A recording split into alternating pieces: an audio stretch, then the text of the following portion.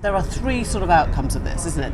There is a kind of like, Trump is going to win this. It's going to be a whisker, but he's absolutely going to nail this in the end. And we're all going to go, oh yeah, okay. We kind of knew that because fundamentally she was the incumbent. She's up against the juggernaut, which is the Trump train that kind of is, erratic. But there's huge and fervent support for him. She's had 100 days. She's had 100 days to define herself, to set out a campaign. And actually she's closing it in probably exactly the way she wanted to. If she doesn't win, what did the Dems do?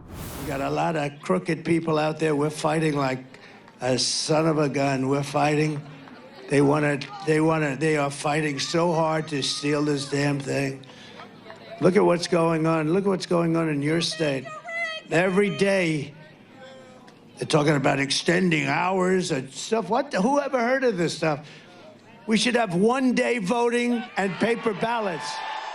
It's kind of odd and maybe revealing that here we are, a day out from polling, and Donald Trump is complaining about the way people are going to vote. This is the man who told his supporters last time round not to trust mail-in ballots. And this was a big, big part of why he probably lost. His campaign team convinced him to tell his voters to mail in, to get out to the polls, to vote early, to mobilise. And now, in one sentence, Donald Trump's just said, what's all that about? Welcome to the Newsagents. The Newsagents USA.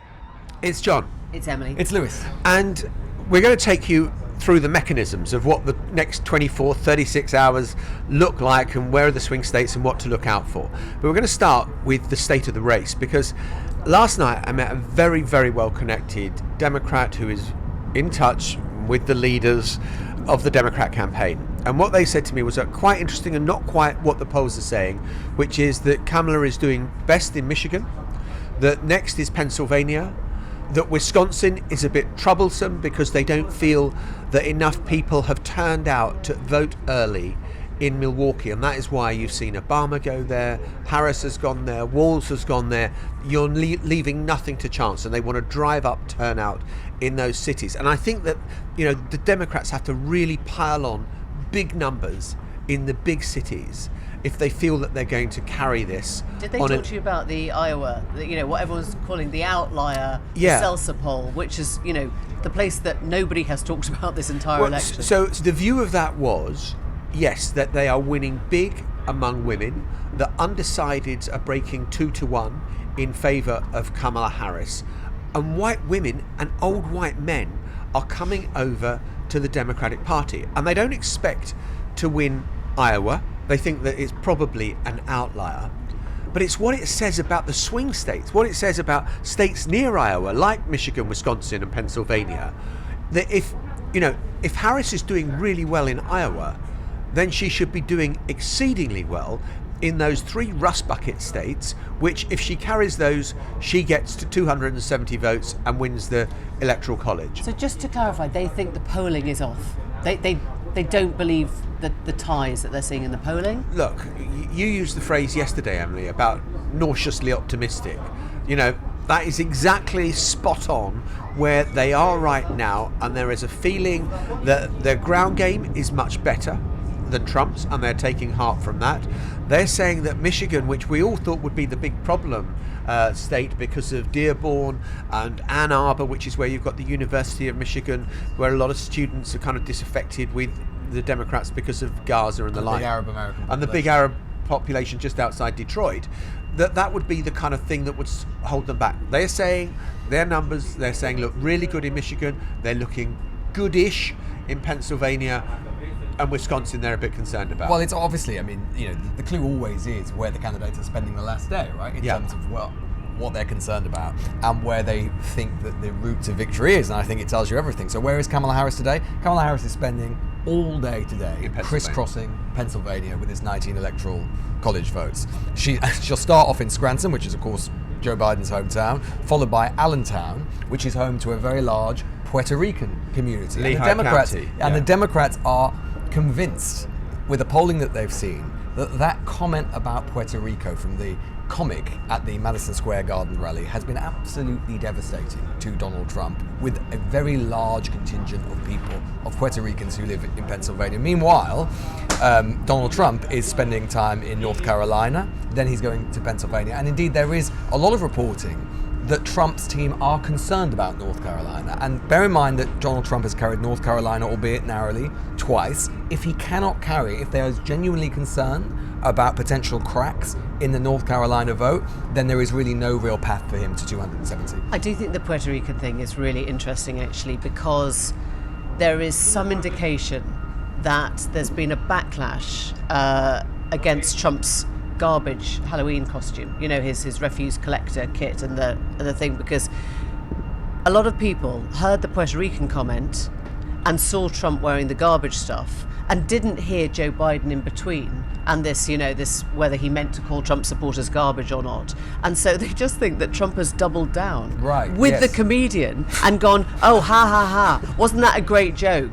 And they don't understand that Trump's costume was trying to take the piss out of Biden. They think that he's taking the piss even more out of Puerto Ricans. Right? So if you not missed, ideal, that. I mean, it's a crazy place for this campaign to be, isn't it? It's like, which bit of the joke did you get and which bit did you miss? Because no, I was referring to the first bit, the Madison Square bit, not the second bit, and so you've got this kind of really ridiculous situation where the thing that Trump does best is perform, right? We know he entertains, he likes the costume, he likes the crowd, he sees himself in that role of entertainer. But if the entertainment is having the exact adverse effect on people because they don't understand whether he's insulting them now, then that is a problem. And it is a problem the way the messaging is going. And you listen to the TV ads, and if you're listening to this in the UK, you are spared. You are spared not having TV adverts coming at you non-stop that are attacking this one or attacking that one. But if you listen to the TV ads, the Trump campaign are very focused. Kamala broke it, Trump will fix it. It's simple as that.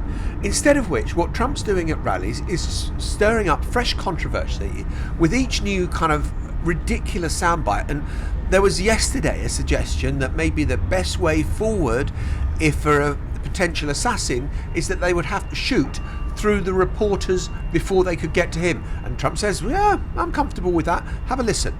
I have this piece of glass here, but all we have really over here is the fake news, right?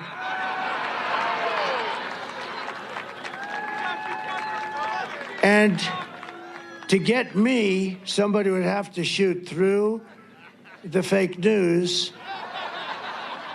And I don't mind that so much, because I don't mind. I said it yesterday, but I think even in the last 24 hours, this has become clearer. She is finishing the campaign well. She's struggled sometimes to calibrate a message, but she's finishing well. He is finishing, despite the fact that, and we should always remember this, we talked about Caveatsville yesterday, really, we should always remember this, by any stretch of the imagination, this should be a Republican year.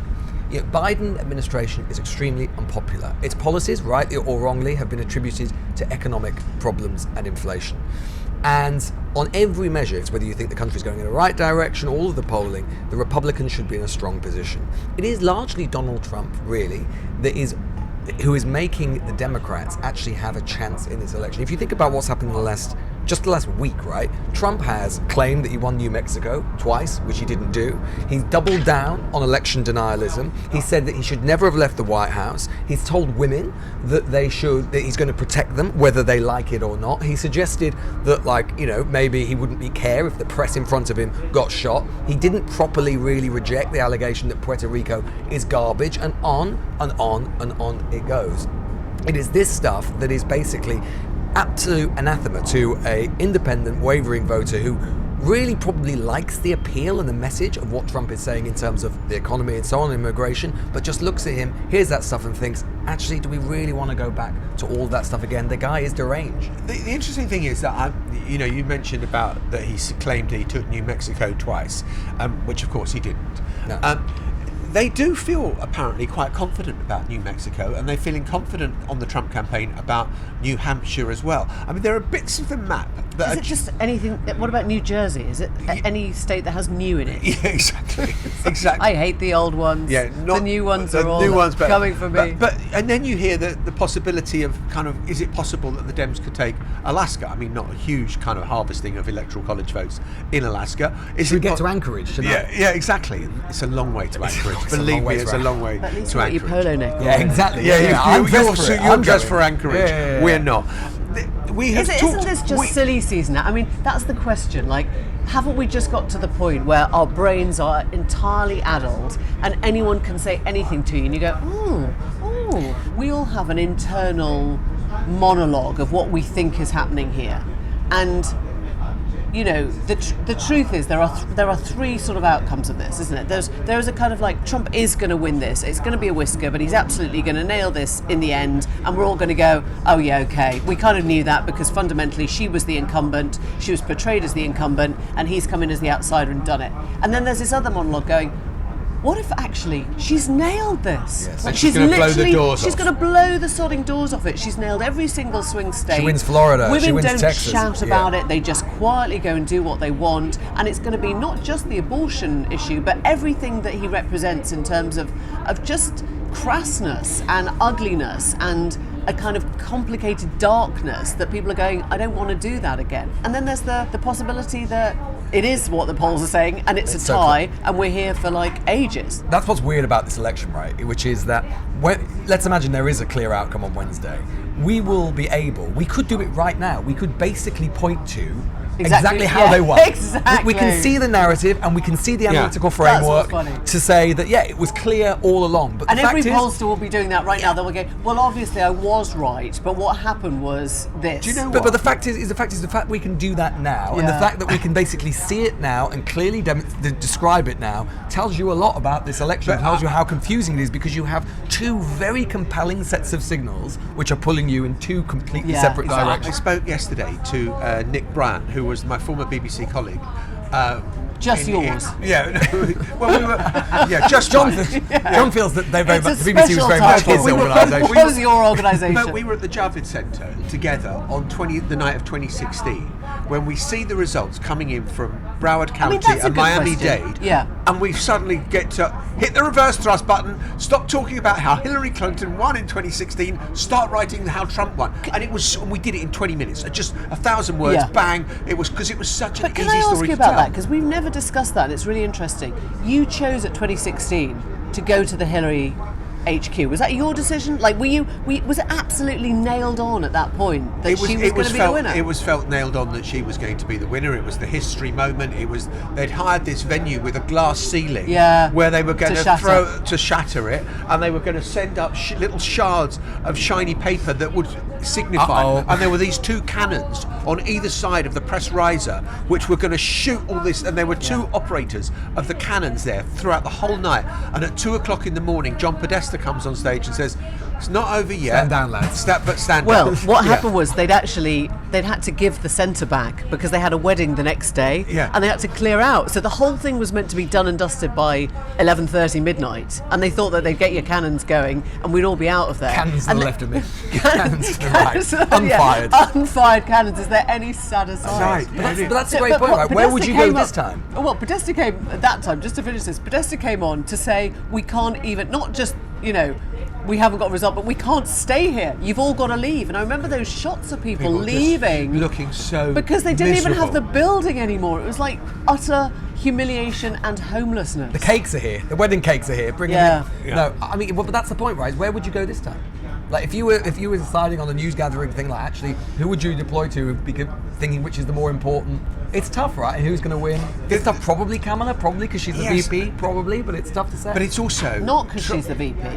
I don't think that's why she's going to win. I think it's harder for incumbents. I think that's the whole point. I mean, but the if you're story of deciding- any election now is that nobody gets re-elected because the electorate hate you. Come on. The law of this is that Trump is always the story. Win or lose, he'll be the story. Well, he'll come out and say that it's lost, right? He's So been So you stolen. go for Mar-a-Lago. it's been stolen. I think so. Probably, I mean, we're going to be here. But that's tough. That's tough, right? Because We're going to be neutral by being overlooking the White House. yeah, that's tough though, right? Because if you have the first woman president elected, you kind of Yeah. want to be there, right? Yeah. I mean, that's what's Almost tough. like you need two people. It's almost like you need to. But the BBC and other organisations don't have that, of course. They're famously understaffed, so not unlike ourselves. Can I just tell you one other thing that I heard, which other bit of tidbit that I picked up from this person I was speaking to last night, that the rumour is that if she gets elected, her current chief of staff, for family reasons, is standing down. So she will need a new chief of staff, which essentially runs the White House operation. And that the person that is apparently being rumoured to get it is Pete Buttigieg, the transportation secretary, because he's seen as he's got brilliant judgment, smart, pair of hands. grown up, safe pair of hands. Although famously a brilliant communicator brilliant who then wouldn't be communicator. allowed to communicate, Well, right? sometimes the chief of staff does. I mean, Little it's not bit, but a little not bit, too but much. not in the same way as. Not if he was in the cabinet. Or, Yeah. I mean, one thing I would say, just briefly about closing arguments, is that his have been confused and frenzied and mad, as they often are. She did something really interesting yesterday, where she, for the first time, she's obviously been completely excoriating about Trump throughout. She made a speech last night, which she's going to do apparently again today, where she didn't mention his name once. She was just talking about herself and about her vision. And she didn't mention him, didn't refer to him, which is, I think, a sign of some confidence and a deliberate thing to try and neutralise or nullify the charge that there's nothing just about herself. I think it does tell you something. I think the point you made about Trump being in North Carolina, which until Harris entered the race, the Republicans weren't even spending a single cent in, because they were so confident that it was in their column that they were going to win North Carolina, and that Donald Trump is shoring up one of the safe states, if you like. Yeah, I but think he's that tells also you being a something. bit geographically batshit crazy. I mean, he's gone to Virginia as well. You know, he's gone to places that he can't possibly win. But you know just why? well, as a brain game. I think it's more. I think there was. Or he likes crowds. He It's the wants to crowd, go somewhere exactly. he gets It's the crowds. crowd. It's because he was doing it. He's done a series of all the swing states which he's carpeted. He did an event at Michigan the other night. It was half empty. Whereas if he goes to New Mexico or Virginia, where he hasn't gone very much, they all get very excited locally, and they all sort of descend down on him. I do think, just taking a step back, we should sort of just think to where we were back in June. I mean, Harris gets a lot of criticism from a lot of people, but in fairness to her, and she may have demerits as a candidate, but in fairness to her, you've got to say that the fact that we're sat here today talking in the way that we are, we're talking about North Carolina, for example. Yes, the ball came to her, but she has not dropped the ball. No, She has not dropped the ball. She has put them back in contention in a serious way. And if you're sat here right now, in my view, she would be the slight favourite to win this election. When you think where the Democrats were in June, if she wins on Tuesday, you've got to say that the Democratic Party overall, they pulled off a hell of a caper in order to be able to actually would have been a move masterstroke. seamlessly. But also, turn it round. If she doesn't win, Well, what did the Dems do? I- Because they have thrown everything at this. They've tried a woman twice. I think it's They- disastrous for women in terms of future candidates for I the think Dems. it becomes really complicated. Yeah. I mean, she, as you say, she hasn't obviously put a foot wrong. If the worst they've got against her is a laugh, somebody was saying to me yesterday, "Oh, Trump hasn't found her a nickname yet." The fact he hasn't found her a nickname. Kamala just takes the piss out of her name in a vaguely Yeah, racist way. kind of. Yeah. Yeah, I sort of think that I don't know what they would do at this point, because Yeah. I don't know. It would devastate them. They would fracture. I don't know how they could try and find a better candidate. I mean, obviously if she loses, we'll then be sort of, going, oh, why didn't they have an open primary? Why didn't she come out earlier? Why didn't they, get rid of Biden? She was always tainted by being part of his administration. You can always write it, can't you, Yeah. retrospectively, why she lost. But I think as candidates go, it's very hard to see. Because you won't have the Hillary thing where you'd say, with Hillary, you can always say, of course She she's going didn't to go lose. to Wisconsin. She didn't, and also it was Hillary Clinton. She's got so much baggage, yeah. whatever. Yeah. I mean, in many ways, Kamala Harris is almost a kind of She doesn't like have enough baggage. AI-generated perfect candidate, right? She for has- a female, she- but she's a sitting VP. She's got an accomplished record. She looks the part. She sounds She's the a part. woman in an election year where women's issues are really at the top. matter. And so I think if the Democratic Party, I think that if she loses in terms of a future female candidate from the Democratic Party, I think it will have a deeply, deeply retrograde effect, because I think they'll be very reluctant to. They'll be very conservative with a small c in terms of who they put forward in the future. She has so exceeded expectations as a candidate. I mean, if you looked at the narrative from senior Democrats about what they thought of Kamala Harris as VP and what she'd done between Biden taking office in January 2021 And when Biden pulled out of the race, no one had much of a good word to say about her. No one had much of a good word to say about her management style, about her policy drive, about her kind of, determination to defend Biden and all the rest of it. And yet, since becoming a candidate, you'd have to say that, look, that she's up against the juggernaut, which is the Trump train, that kind of is, erratic, but there's huge and fervent support for him. She's had 100 days. She's had 100 days to define herself, to set out a campaign, and actually she's closing it in probably exactly the way she wanted to, and has run it very, very well with a ground game that we'll see what it's like over the next, 24, 36 hours. Yeah, and up against that, you've got people saying if it just comes down to the economy, we remember the economy being better with him. If most people are voting for the economy, then he edges it. Even though, hilariously, like a stat that I think British people would not compute, that the median wage here, GDP, is $85,000. So there's this Steven Pinker, who's kind of like the sort of optimist economist, has come in and said, you don't need to make America great again. It is great. If people understood, and this doesn't, of course, GDP doesn't mean that everyone is on $85,000. Of course it doesn't. But it means that your average American has a totally different sense of what a booming economy is to your average Brit. When they hear what our average wage is, they're kind of like, Florida, where was last week? Florida. It's mind-numbing stuff. Florida, if Florida were a country, now it would be the 12th biggest economy in the world. Just Florida alone. Like in 2008, the EU's economy was bigger than the US's. But the US is now a third bigger than the EU. Okay, the so in EU that is case, you have to stagnated. say, why can't the Democrats seal that message? Why are they sounding slightly apologetic? Why don't they explain that the reason inflation went up was because, it was a support in a check form during COVID? You know what I mean? Like, they haven't managed to explain it. And I know there's this whole thing about if you're explaining, then you're losing, blah, blah, blah. And Trump's really good at it. Just the last thing I say before we take a break is the enthusiasm gap between Trump supporters and Harris supporters. We always talk about how keen Trump supporters are to go out and vote for him. The latest poll suggests that Harris has a 10-point lead in enthusiasm among her supporters over Trump supporters. That's big. Yeah. But what? They're much more motivated. Is it real? Don't know, but there's much more motivation to vote. They are more fired up. We've seen it ourselves. I think that this is something. I think they're more mobilised. Yeah, I think that's true, and we haven't seen enough of. You've been talking to more Trump voters in Florida. We haven't seen enough of a ground game from Trump's team. But this to me, right? There is one overwhelming question about this election. It's this: we have become accustomed and know that Donald Trump has got a coalition which he alone uniquely can motivate, comprised by evangelicals, non-college educated voters, low propensity voters, and actually high income traditional Republican voters. And pollsters have spent a lot of time trying to overcorrect their polls to ensure that those people show up in the polls. And the big question for this election is that not only can Kamala Harris put back together the Humpty Dumpty that was the 2020 Joe Biden coalition, which I think it looks like she's just about been able to do, can she actually motivate her own unique coalition, which is augments and builds on that Joe Biden coalition, particularly with younger voters, older women, maybe older men as well, who are horrified by what they're seeing in different regards. That is the story we might be talking about on Wednesday morning or Thursday morning. It's the Harris coalition and what that looks like. Well, we'll be back in a moment and we'll try and explain how some of this unfolds. We're now going to try and do everything you wanted to know about the Electoral College, but were afraid or just couldn't be asked to ask because we're going to be fixated on this. What an intro. Yeah, I know. But we're going to be fixated on this of how do you get to 270 Electoral College votes. There are 538 in total across the 50 states of America. You have to get to 270 to win and claim the presidency. And essentially, what we've been talking about, you've heard us talking endlessly about North Carolina and Wisconsin and Georgia.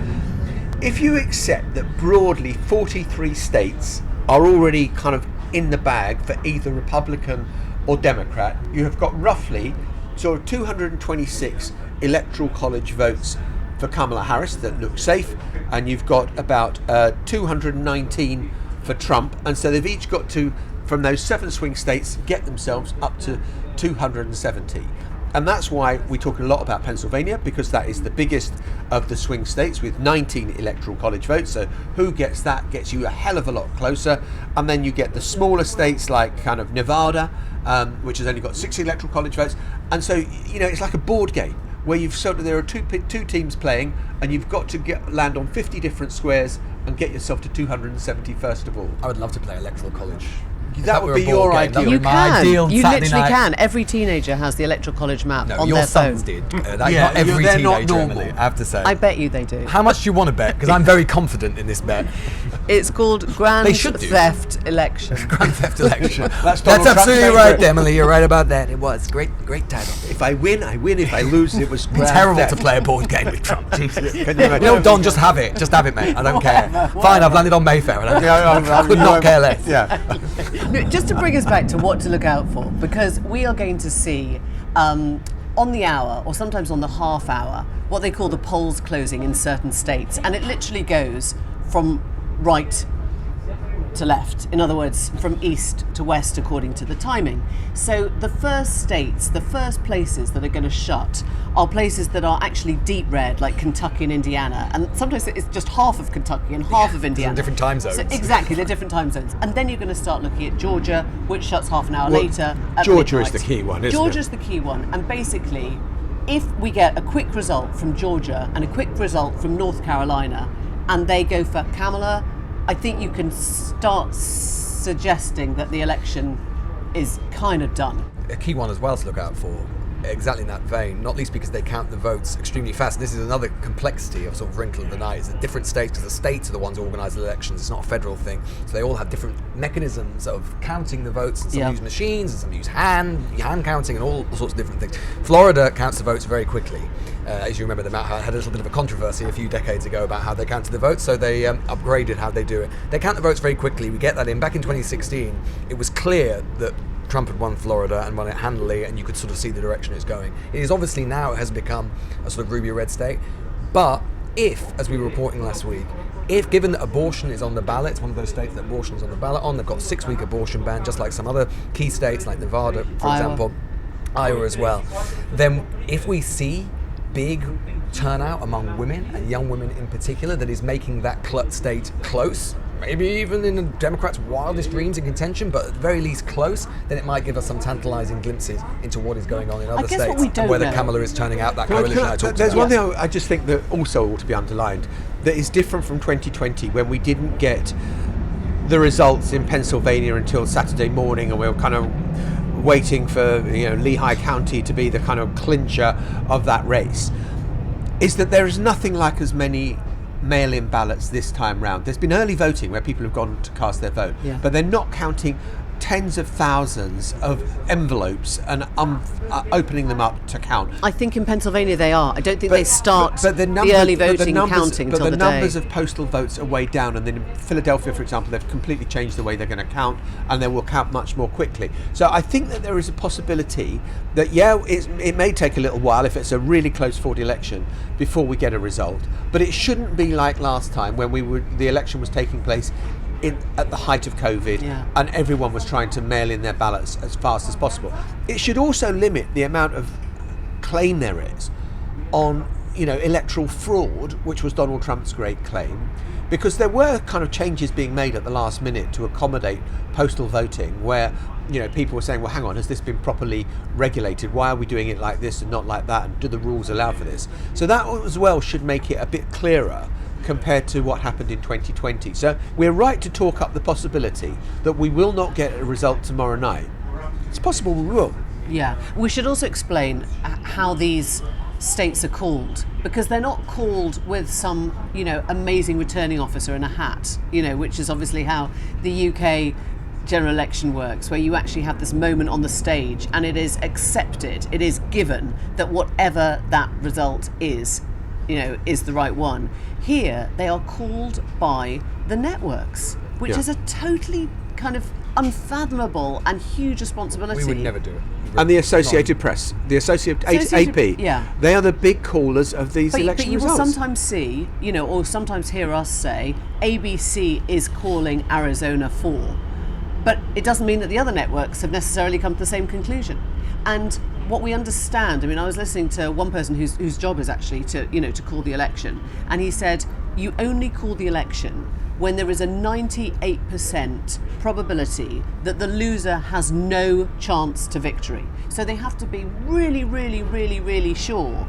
But it still means that you'll hear some of the networks going earlier than others, right? And there won't be a consensus. And famously, of course, in 2000, Florida. Yeah, Fox called Florida for Bush. Goodall conceded and then had to unconcede, like whatever the equivalent of that is, and litigate it. And it finally went to the courts until the counting was stopped, for legal reasons. We never got a full count on Florida in 2000, and that's why there was a lot of sort of unhappiness as to whether there was legitimacy at the end or not. Yeah, well, each of the networks has a big team of psephologists, statisticians, decision desks as they're called, who work on the results and sort of work out the maths of it, and they tend to herd pretty closely. They don't tend to sort of go independently, although they do occasionally all go.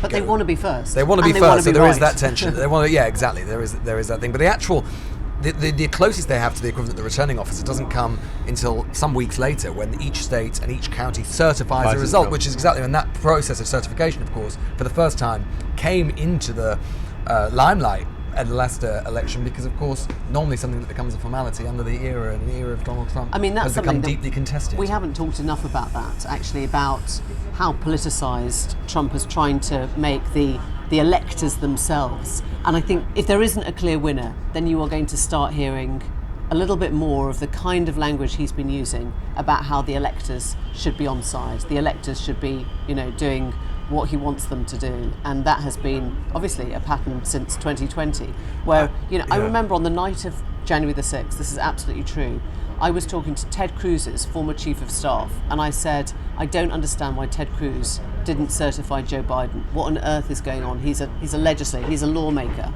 he's in the Senate. And she said he just didn't feel that was the right result. Now, we laugh, but that, honestly, that has taken root now. In my gut, I did not feel that was the right result. And if that is something that actually grows this time round, people saying, I wasn't feeling that. What do you do? That's kind of the end of electoral law as it exists. I tell you, I heard the most wonderful story from a British diplomat who was based in Washington at the time of the 97 UK general election, and there was a watch party at the British Embassy, and this guy becomes transfixed. He was a Massachusetts congressman who'd won 14 congressional races, and he's absolutely transfixed watching the coverage from the UK of the general election with the returning officer and the winning candidate shaking the hand of the loser, and it going on like this around the country in different sports halls and gymnasiums and whatever else where the counts were taking place. And he said, I have never ever met any opponent that I've run against in a race. And you just thought, that's remarkable. Yeah. And in the British system, there is the returning officer, the candidates are brought together. Nothing like that happens in America at all. There is no moment of declaration where the candidates are there. We'll be back in a moment, and we're going to tell you about Peanut the squirrel. Before we go, maybe this isn't the biggest issue in this presidential election, but it has its own little place in a corner of the electoral history of America Decides 2024, and this is Peanut the squirrel, who is facing an uncertain future. No, he's dead. He's dead. Has he actually been future then? Well, has he actually been euthanized? Yes. So this is what we don't know. We do not know whether this story even exists, but it is representative of the kind of misinformation, disinformation that is creating such a storm on social media at the moment. And this is about a man who purportedly raised a squirrel, rescued a squirrel, and I think had something else, a badger or something as well. Anyway, his neighbour calls the Environmental Protection Police on him because she says he's got this squirrel that he's nurturing. Yeah. And they come round, apparently the squirrel bites the man, and the squirrel is then euthanized along with whatever the other. I'm having a fever dream here. What is going on? Do you not know Peanut the squirrel? No, okay. No. Are you all right? This is the point, right? This is not a story about whether a man's rodent was killed. No. It is a story about whether the MAGA Republicans can turn this into an issue of government interference in people's lives, which is ironic, given that they don't seem to care about government interference in women's lives, this election. No, but just when Peanut. it comes to a squirrel, when it Peanut. comes to Peanut, this is generating. I mean, seriously, have a look at it, because they have tried to My dox homework. the woman who's the neighbour, and they've said this is her name. You know, I'm not going to say her name out loud, but this is her face. This is where she lives. This is what she did. You know, massive pile-on, massive trolling pile-on to get this woman, because they are trying to create a sense that this is what government does. This is what Kamala and government and interference and Washington does in your life. They come in and they kill, where have you heard this before, your pets. So I know Don's fired up about Peanut the squirrel. We were on the way down here from Cincinnati. He was like, is it really the case that the Democrats murdered the Elon Musk of squirrels? And I said, yeah, it sounds like. Have you seen the videos of this squirrel? He's a genius, or he was, unfortunately. But the same government that doesn't care about hundreds of thousands of illegal immigrant criminals coming into our country doesn't want us to have pets. It's the craziest. Honestly, my bumper sticker, a squirrel's right to choose. I think we'll be back tomorrow, hopefully, Election Day. We'll see you then. Bye-bye. Right. The Newsagents USA.